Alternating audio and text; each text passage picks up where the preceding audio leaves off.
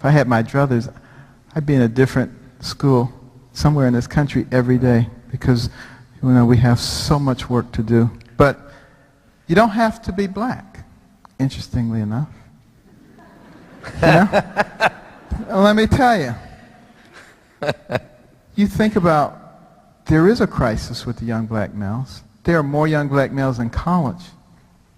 In prison than there are in college. Homicide rates for young black males in our major cities, astronomical. It's a crisis. There's no question about it.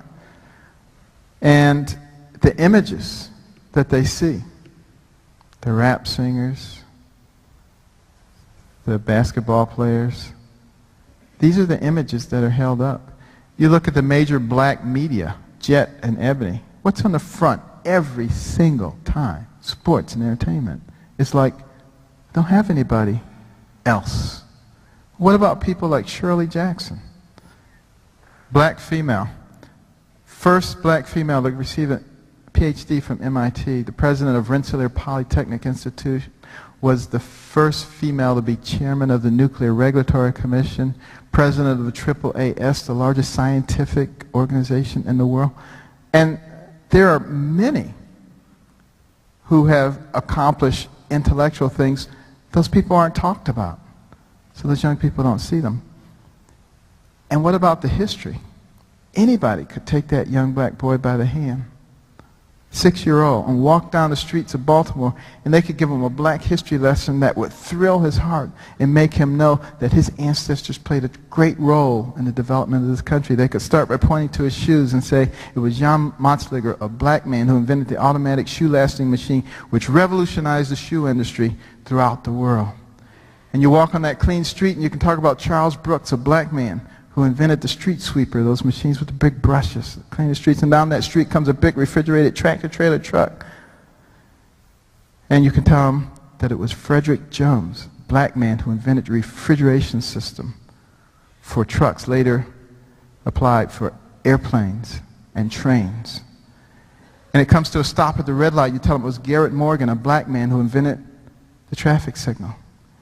And while you're talking about him, you can tell how he invented the gas mask, saved lots of lives during the war. And while you're talking about the war, Henrietta Bradbury, a black woman who invented down the water cannon and made it possible to launch torpedoes from submarines. And you'll see a beautiful black woman walking down the street.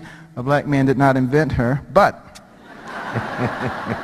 you can use this opportunity to talk about Madam C.J. Walker, a black woman who invented cosmetic products for women of dark complexion, was the first woman of any nationality in the United States to become a millionaire on her own efforts. And you'll walk past the hospital and you'll talk about Charles Drew and his contributions to blood banking, understanding the function of blood plasma. Daniel Hale Williams, the first successful open heart surgery in the world, had an operative mortality rate of only 1.5%, less than many cardiothoracic surgeons today. You look up at the surgical lights. Thomas Edison, you didn't know he was black, did you?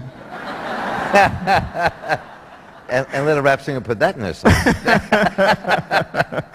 Well, he wasn't, but his right-hand man, Lewis Latimer, was. You could tell how Lewis Latimer came up with the filament that made the light bulb work for more than 2 or 3 days, how he invented the electric lamp, incandescent lighting, diagrammed the telephone for Alexander Graham Bell, was a tremendous inventor in his own right. Hardly anybody knows who he is. He walked across the railroad tracks. Andrew Beard, the automatic railroad car coupler, spurred on the Industrial Revolution. Elijah McCoy, the automatic lubrication system for locomotive engines.